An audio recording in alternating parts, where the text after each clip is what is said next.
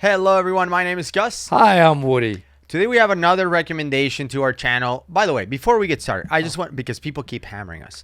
They are like, you guys keep reacting to AI videos, please stop. We don't know what we're reacting to. And then they're like, well, have people in your audience watch it first. Well, you guys suggest the videos. Like, you watch the videos and then you suggest them. Don't suggest AI videos. And it is getting hard not to. There's so much AI video out there. Right. And I mean, and some of them have cool stories. So I understand why people want us to react to them. Like the story of the, people that got lost in the cave and like we had to explain like what happened, or they didn't have enough air to swim out and they drowned like 40 feet or whatever from the exit. Like a lot of those are AI videos, but they are interesting stories too. Yeah, I mean, I get it. I get it too. I mean, I am a form of AI. It's okay. Fine. You already said that last week. That makes no sense still this week. But we have a video about apparently super scary incidents that happen in a cave. I think the cave is in France or something like that. And people ask us to react to it. Again, if there's AI, guys, stop watching if you want to, but like, we don't know. We're going to hit play. We're going to watch together for the first time. It is what it is. Hello everyone, and welcome back to Scary Interesting. Ooh. In this video, we're going to go over two extremely strange dive sites. These locations are unlike any other covered on the channel before, and they each have several disturbing incidents adding to their already creepy reputation. I can't even hear you. As always, viewer discretion is advised. Trying to nail it perfectly. There, let's leave it there. People know we're doing this live. One look at the Fostion in France's Burgundy region, and it's easy to see that this spring is unlike anything that's ever been covered on the channel before. Okay, my first reaction is I want to dive this. Look at it. This looks awesome. Immediately, that's what we think. Or, it's a karst spring, which is similar to other caves, but beyond that from the surface, it's completely unique. The Fostion isn't some remote body of water miles and miles away from civilization. By the way, this is important. I have to say this is important. You know how you said the cave is completely unique? Yes. Unique means one of a kind. There's no completely unique, very unique, a lot of unique. You had to pause. It's unique. You had to do that pause to. This may be the most important thing of the whole video. Don't say. Thought in the new year. Very unique. All right. So nothing doesn't really make sense. Changed in the new year for you. Thought maybe. The cave is unique or it's not. It's either one of a kind or it's not. I'm trying to be nice in 2026. Didn't happen. Don't be an idiot and say very unique. Also not located in a natural preserve surrounded by forests and hiking trails. Instead, the Fostion, which translates to divine pit, is right in the center of the French town of Tonnerre, and its surroundings are anything but natural. There's a narrow stream that runs right through the town before opening up into a perfectly circular spring surrounded by Renaissance-era homes and castles that look down into it. The surface walls of the spring are also man-made with stone laid during the 18th century that form a perfect circle around the water. From the edge of the stone wall above the pit, the water is a clear blue and green except for one side, where the blue becomes much deeper, clearly indicating... So this is a spring, right? Because you see the opening up here in the middle. That's where the water goes and it feeds the whole town. It's just literally a town built around a spring that we should absolutely go dive. Looks awesome. This looks unbelievable. Look at it. Getting the entrance to its massive cave. What isn't immediately apparent from looks alone, however, are the mysteries the Fostion keeps secret in its dark and winding underground chambers and passageways. Part of this aura can be attributed to legends that have been passed down from generations. The first time the Fostion makes an appearance in any literature is in a text written in the year 659, which tells a story of a 7th century monk. Were you around when that came out? It is amazing that they were talking about this thing in 659. 669. You were like what, 15? I mean, you knew how to read back then.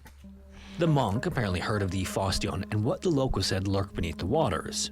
At the time, the sinkhole was used by people of the town for drinking, bathing, and cooking, and there were stories of creatures living beneath the surface. Ooh. One of those rumors was of a cryptid known as a basilisk, which is a half lizard and half rooster. Upon learning of this creature, the monk traveled to the town. Don't you have some of those creatures on your arm? That's okay. No, I think you have that one. I thought they all look the same on your arm, but it's not. Of ridding the community of the beast. During the Middle I think I Ages, turned the closed Faustian had captions another back origin on story somehow. as well. Sorry. Supposedly, on a dark night, a young girl hurried through town on her way home and came to a swampy area. At this moment, she realized she was being followed as she heard footsteps behind her. When she ran, though, so did whoever was following her, and the same when she slowed down. Her fear eventually boiled over and she bolted as fast as she could, but her pursuer was faster and caught up to her to the point that she could feel his breath on the back of her neck. It's feeling AI. When she was sure she'd been caught, the girl whispered to the Virgin Mary and begged for help. Suddenly, the night almost became day with the vision of a robed woman bathed in light. Then, before whatever was chasing the girl fully caught up, the Virgin Mary laid her cloak down on the ground and the Faustion appeared. Are we still talking about The caves? girl What's going then ran on? into Wait, the was arms the of Virgin Mary Mary and the two around then? descended into the safety of the spring. In Later in the Middle 669? Ages, the Faustion took on a new reputation as a portal to the underworld, and as Wait, such, By the way, Is this did you know- 669 AD? Yeah. Did you know? Then how could the Virgin Mary? When was the? No. Yeah. Maybe, After I got death. my Bible story. The Virgin Mary was alive before Jesus. So yeah, in AD she had already.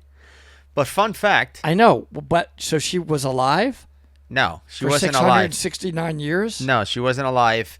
I know people watching this think I have a PhD in religion. I don't. Theology. I don't. I don't have a PhD in theology. But what I know is that nobody knows what happened to Mary. I don't Do think you know that? We don't know what happened. Like, we don't know if she died, she didn't die, when she died, how she died. Nobody knows anything about Mary. Michelangelo does. He painted all of the stuff about her. He knew. What are you talking about right now? I'm always able Talking to about jump. Ninja Turtles now? Yeah, I'm always able to relate quickly. That's part of my, you know what I am. And Michelangelo has a lot of hidden secrets. If you watch the movie that talks about his paintings, Are you talking about the Yes. Tom Hanks movie? Yeah. What's it called? that The, one, demons and angels and demons. You've got it. You figured it out. If you know what happened to Mary, post below because nobody knows. where local lore began to develop. You didn't even One know the story word even tells theology, of a so young I don't boy think seeing you the have a devil PhD. You himself in said the form of a black knight people think I ride have a into the PhD. spring and disappear into the depths. Now, whether or not you believe these legends, there are plenty of more practical aspects to the Faustion that make the spring intriguing, particularly to divers. Dude. And For there's one French thing, onion no one is soup really up the sure the street, source by of the the way. waters. And the cheese. It is known that it's partially fed by the rain that Right trickles there, down from the with the surrounding bread. hills. And a 20th century study using dye tracing Fondue. determined that at least some of the flow comes I mean, imagine coming out of this. This is important. Imagine coming out of the dive and eating fondue I am imagining. in town. Yes, I imagine. Dude, that would be Amazing. the best. Oh, I'm Well, we can do it. I'm glad then. we paused it. This was important. We can do that. Like, Yeah. this is doable, I think. Absolutely, we should. I mean, but maybe you need a permit from the town or whatever. I to mean, dive. Maddie's French. Doesn't he have permits? He should, Maddie. bro. Do something. from an underground section of the Lane River. Where the rest of the water comes from, though, is anyone's guess, despite the local government's efforts to Like uncover usual, the nobody mystery. knows what these In things addition to get the in source of the water, Tonnerre officials have also been hiring divers for generations, all the way back to the 19th century, to explore what lies beneath the basin with We'll do it limited for free. success. do it Until for the fondue. 1908, regular dives were performed, but Pay due to us the in equipment fondue, available at that's the time, no one ever ventured beyond the immediate basin. This all changed in the middle of the 20th century when the first exploration with tanks was performed in 1955, although the divers on that expedition also didn't make it terribly far from the entrance. In 1962, with significant advancements in diving equipment and capabilities, a small team of divers finally made it past the Faustion's extremely narrow entryway. The group was still only able to descend to about 92 feet or 28 meters, but it marked significant progress to that That's point. awesome. 1 year later, the same group came together in Tonnerre, hoping to push further into the underground chambers, but something went horribly wrong during the dive, and 2 of them lost their lives. Around this same time, another dive was performed that was successful by the Le Guin brothers, who managed to explore all the way to 1,181 Dude, it keeps feet, going or down, look. 360 meters. That thing goes This to meant that the cave was suddenly 360. 10 times bigger than previously thought. No, and that was still penetration. hadn't been penetration, reached. not Oh, depth. And it I would thought take that was another depth. 10 years for that mark to be exceeded by diver P. Jolivet, who traveled another 33 feet or 10 meters further. Okay. Then in 1974, 2 divers were hired to navigate as much of the underwater cave as possible beyond that length, but neither of them ever returned. It's unclear if their bodies have ever in even there? been found. 2 what decades the later, depth another is. diver was hired in 1996 to explore the Faustion, but he too Nobody's lost his coming life back, in the dude. attempt. From then on, diving at the spring was banned by the local government until Oh, 2019. There you go. Oh, That year, another diver named Pierre-Eric Desine was granted permission and reached the same point as Jolivet, only to be turned back. So Why? to this day, no one has made it past that mark, and rumors persist that the Faustian is bottomless. Oh, Now, while there are is no it details depth? available on what exactly happened to the divers who died during their looks like attempts to Iceland. explore the cave, there is plenty of information available on what exactly makes Faustian so dangerous. At the top of the list is flow rate. On an average day, the spring's current flows at 82 gallons or 311 liters per second. I like But during that. heavy rains and floods, the current can reach upwards of 793 gallons or 3,000 liters per second. Now, why is flow good? Because people watching may be like, why is Gus saying that he likes flow? Because you're swimming against Blow the you current. out of there fast. You fly coming out. But not just that, it's hard to silt out a cave if the flow is taking it away. So that's why we like flow. But even the average flow rate adds to the danger inside the Faustian because there are several extremely tight restrictions that concentrate the current. That's a problem. This means that divers have to use a lot of strength and energy to swim. At its entryway as well, which can be seen from the surface, the opening to the underground labyrinth is about 8 feet or 2.5 meters wide, but that quickly narrows as the tunnel descends to around 128 feet or 39 meters, almost like a funnel squeezing down to a point. And this is where divers will encounter two extremely tight restrictions, the first of which is only 2.5 by 1.3 feet wide. And yes, just 1.3 feet wide. 2.5 feet. I highly recommend you grab a tape measure and see if your shoulders would even fit through that width. Tight. 1.5 feet is how many inches? Is 12, 18 inches? I mean, I feel like with sidewinders you can get through 18 inches. I think so. I don't know. We'd have to measure with our side mount tanks. You It's may have to tight. go like no mount just in that restriction and then clip back again. You know, our record with no mount by trying to go to the airplane hangar. In a I went Sidewinder. somewhere on that. dive. Yeah, you went for it. I went on an a trip. airplane. I That's did for go on an airplane. Or divers, in order to get through this claustrophobic portion of the tunnel, they have to remove their air tanks and push them through ahead of them. Yeah, no They mount. also have to do this without ripping their regular from their mouths, and in most cases, they're up against almost zero visibility conditions since such a tight restriction makes it impossible not to strip the silt along the cave's floor, walls, and ceiling. What? With the And flow. even Flow. more incredibly, just beyond this restriction is a second that's even smaller. As if to underscore just how dangerous this area is, each of the divers who was recovered who lost their lives in the Faustian was found lifeless in this exact area. And for those who successfully pushed past these two early restrictions, they're soon reminded why it's been such a challenge to go any further than what's been reached. This is because the tunnel beneath the Faustian doesn't just descend from the entryway. Instead, its depth undulates. Once past the first two restrictions, divers ascend at nearly a vertical angle almost to surface level. I'm going to agree. I'm going to admit something. I don't think I've ever admitted this on the show. I think you've in the past have mentioned that every time we're going into like an expedition or an exploration type of dive in a cave, you get like jittery. Like it's like do. emotion. Every time.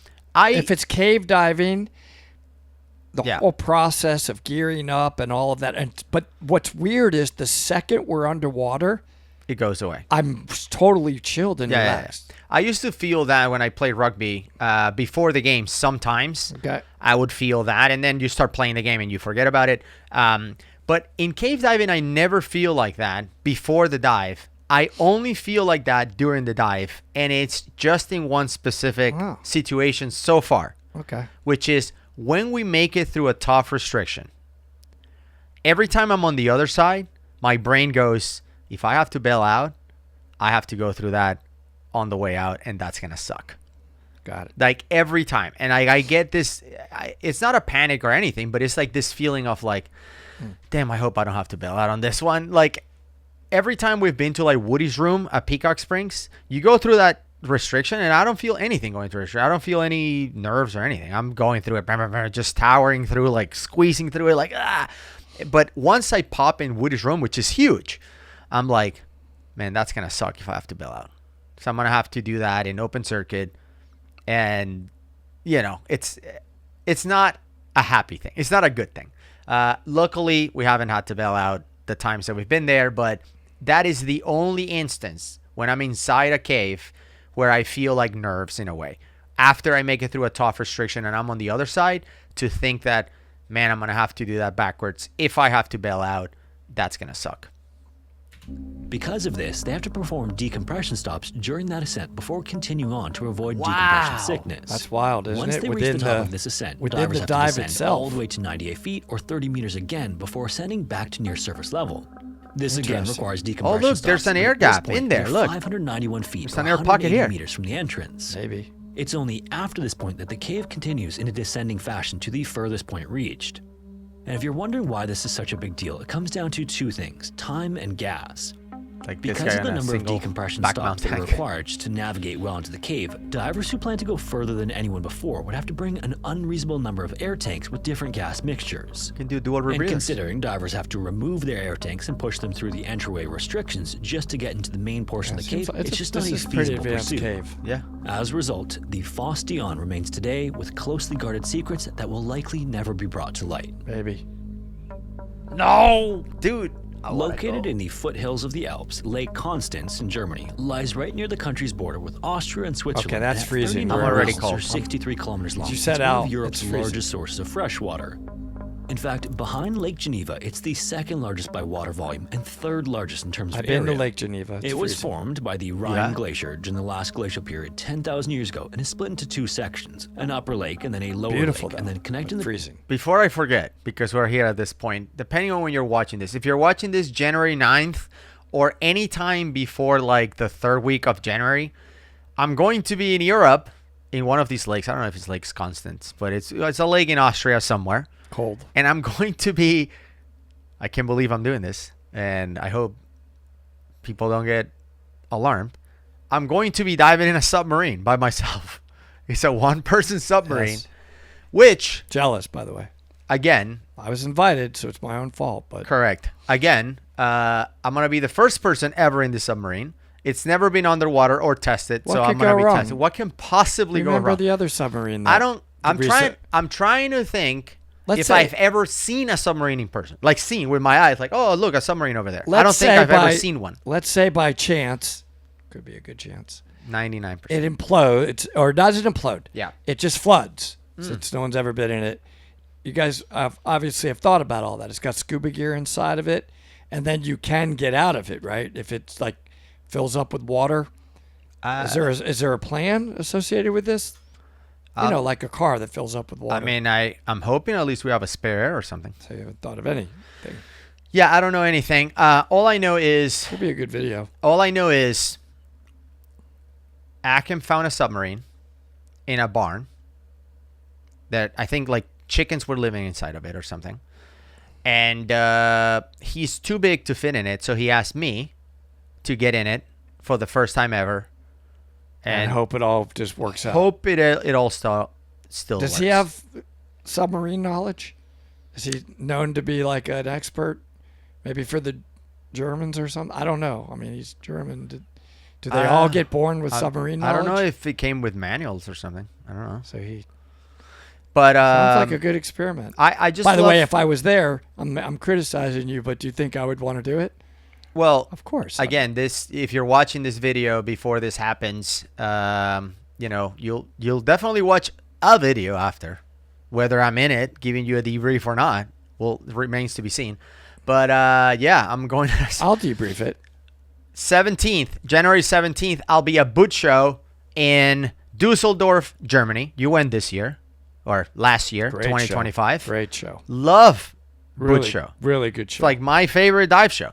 It's unbelievable. I love Dima too, but Boat Show gives you an opportunity to, you know, meet everybody, because Dima is only for dive professionals. Boat Show is for everybody. So if you're in Germany and you're in Dusseldorf, or you want to drive there and come see me and meet Akim as well, which is more important, and Juan will be there too. He's coming from Philippines. We're gonna be a Boat Show on Saturday, January You 17th. think you guys will think of me, mention me, talk about me? We also have Try Go. Multiple sessions. I think we have one on the 20th. We have one on the 23rd. Like we have several. So sign you up gotta live your if best you want to life. try the Go. Come try with me and meet me. And You go have a blast. I'll be back here. doing what I yeah, always look do. forward to seeing everyone. I'll out be there. working. Two sides is a short river.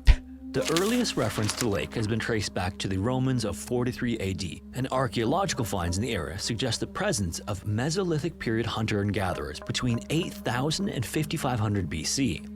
Today, though, Lake Constance and the surrounding area are a popular Beautiful. destination with everything from swimming to boating and even diving. And Depending on submarining. where you are on the lake, however, there's something beneath the surface. This is known ominously as Teufelsstiche, which translates to Devil's Table. Sitting just off the banks of the town of Walhausen, the Devil's Table is a geologic formation known as a rock needle. In the United States, these are common in places like the Grand Canyon, and they can often rise for hundreds of feet. I've never seen They that. are created over millions of years as a result of wind-blown sand, and rock needles can take on a variety of shapes, although the one thing that usually remains consistent with them are their steep cliffs. Underwater, the Devil's Table in Lake Constance is no different, except for the fact that it's completely submerged in water.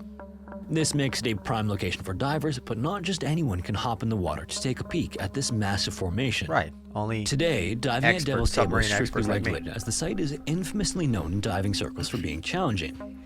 There are several reasons for this, but let's start with what Devil's Table actually looks like.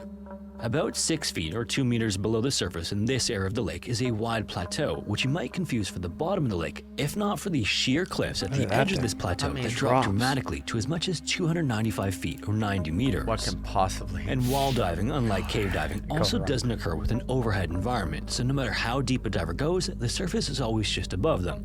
And because this is the case, there's no certification required to participate in wall diving, so it's an activity that attracts divers of all experience levels. Yeah. It sounds simple enough to do. Just follow the rock wall down to a target depth, admire the formations along the way, and then you begin your ascent. But there's actually a lot of trouble a diver can get into while wall diving, and especially in Lake Constance. The lake is known for having large vertical underwater waves, which act like a random strong current. So imagine you're swimming along, and then out of nowhere, you're suddenly and violently pulled upward or downward by this current. This would obviously be terrifying.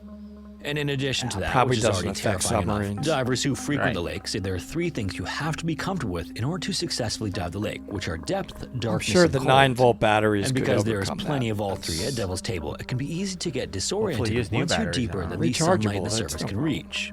To avoid this, it's recommended that divers set a compass in the direction of the cliff face upon reaching it, so if Bring they your lose sight compass. of the wall That'll at any help point during their dive, they can just swim according to your the compass tumbling and eventually to the find their bottom? way back. As you might imagine, those who aren't seasoned divers can there- easily panic by is that how losing they- sight of the cliff face. Handles like In this? 1 second, you might be next to this no, large down wall, which is and acting as your guide, but then in the next second, you're in a dark nothingness with nothing to guide you. So because of all of these factors, to dive Devil's Table today, divers have to get a permit.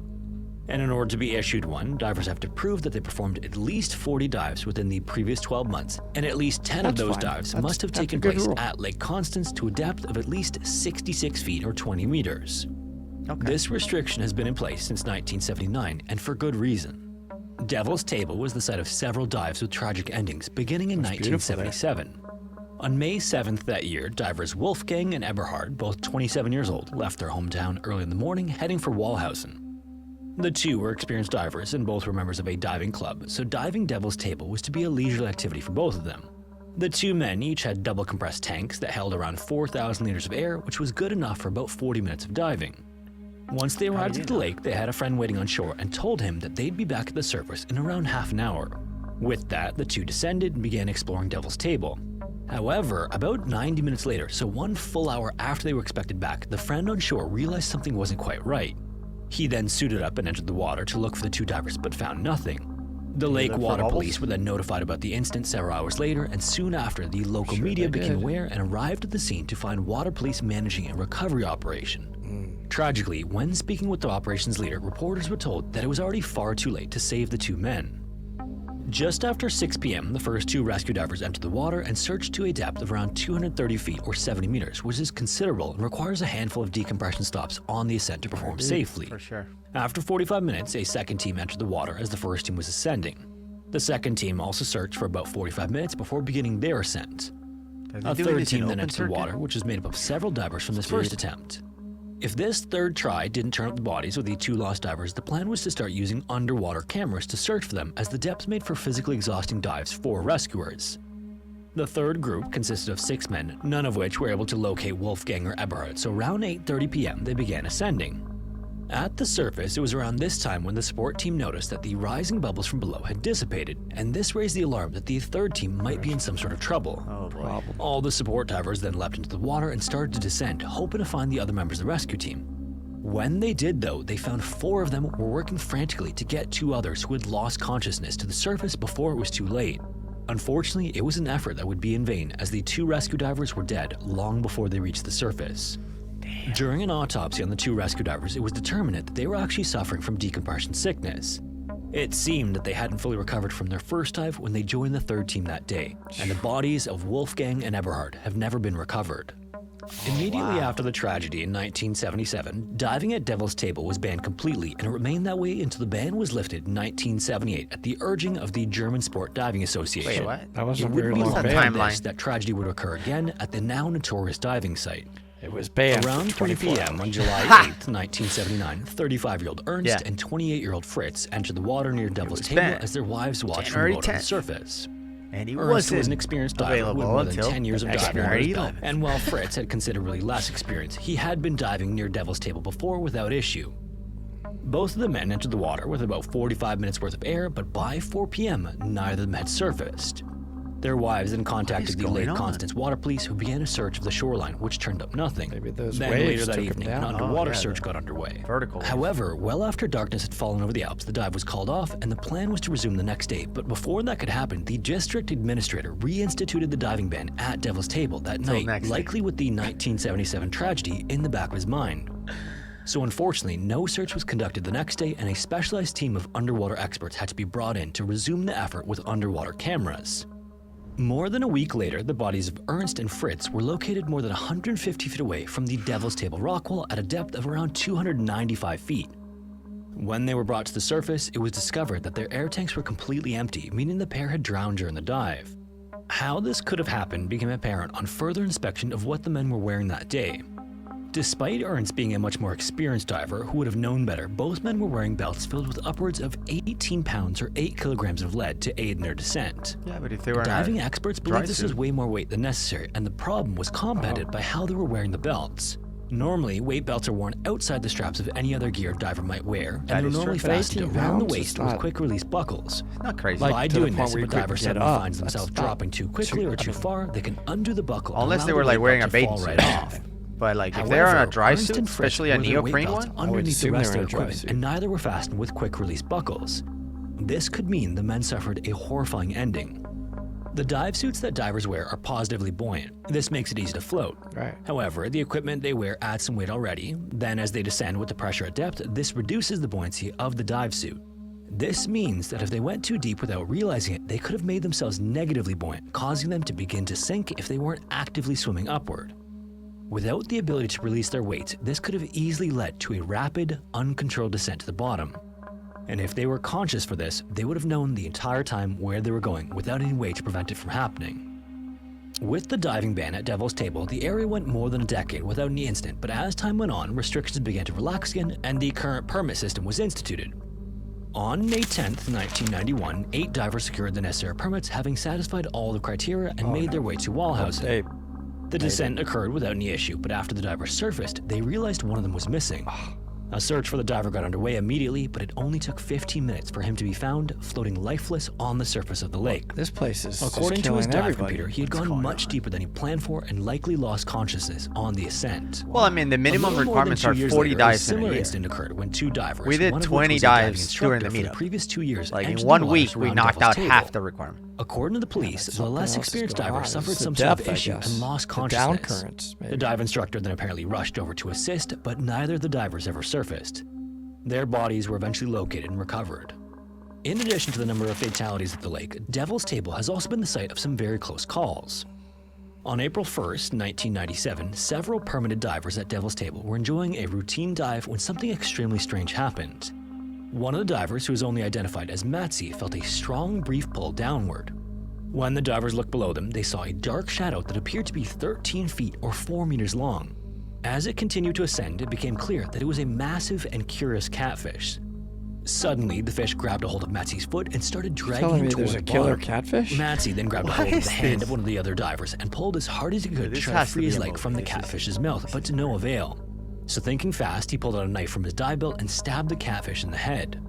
This obviously caused the catfish's mouth to open, releasing Matzi's foot from its grasp.